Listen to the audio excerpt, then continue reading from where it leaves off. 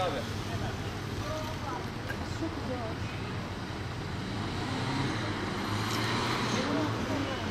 Fotoğrafçı arkadaşlar.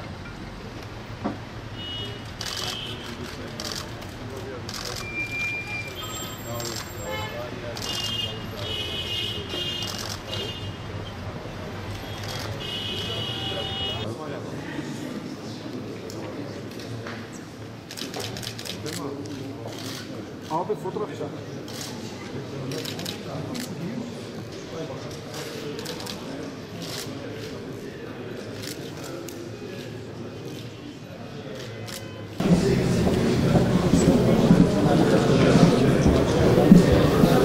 Emir Vekilimiz.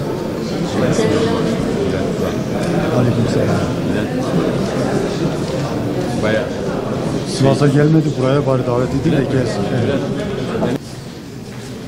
Bugün milli mücadele döneminde hak ettiği, verdiği mücadeleyle Gazi unvanını almış kadim şehrimiz Gaziantep'teyiz. Dün Şanlıurfa'daydık, bugün Gaziantep'teyiz.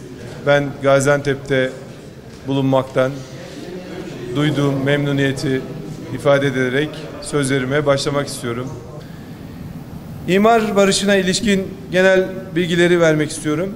Tüm Türkiye'mizde bugüne kadar imar barışı kapsamında 9.210.000 vatandaşımız bugüne kadar imar barışına başvurdular ve bedelde 10 milyar 350 milyon TL'lik bir bedel yatırdılar. Biliyorsunuz 31 Aralık'ta bu süreç tamamlanıyor. 10 milyona yakın vatandaşımız bugüne kadar imar barışından faydalandılar.